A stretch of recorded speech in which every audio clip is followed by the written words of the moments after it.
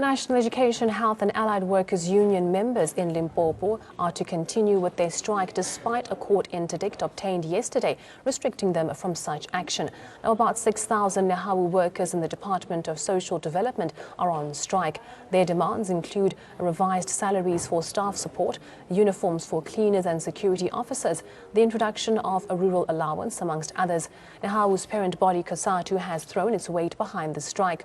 Nehawu was also criticized this week for their strike when a 6-month-old baby died amidst their striking action.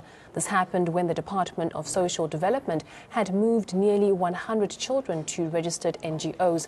But tragically, the child died after striking workers allegedly barred essential supplies from reaching the childcare centers.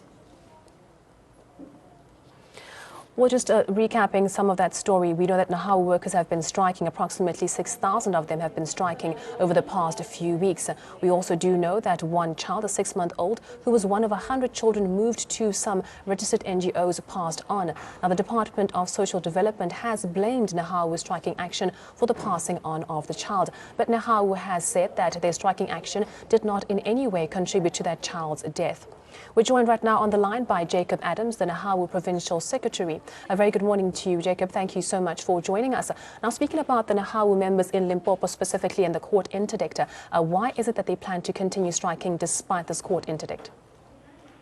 No, look, we think our demands are very genuine, and the provincial government must meet us in terms of what the policy document is relating to, because the matter at hand is outstanding since 2012 up to today. And as such, workers are suffering because that relates to their performance incentives in this regard, which the employer is reneging in implementing such since 2012. Now, Jacob, does this court interdict affect only Nehawu members in Limpopo, or is it affecting them across the board nationally? No, only members in Limpopo. It's not a national matter.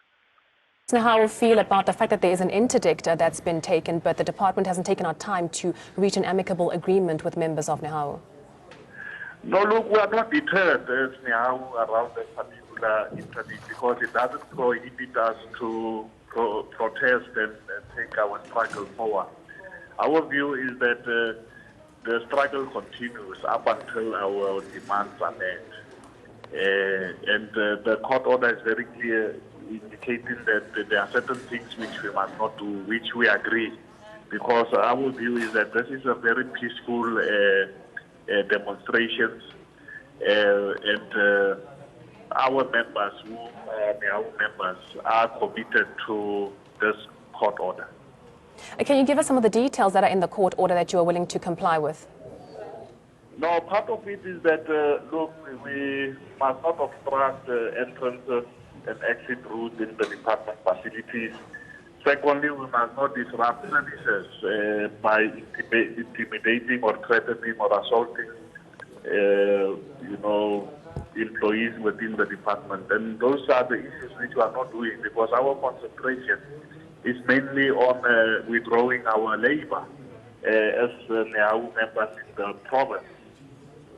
Well, thank you so much for your time and for that update. That was Jacob Adams, Nehawu Provincial Secretary, joining us on the phone line, saying that the Nehawu strike in Limpopo will continue and that they will comply with the terms and conditions of the court interdict.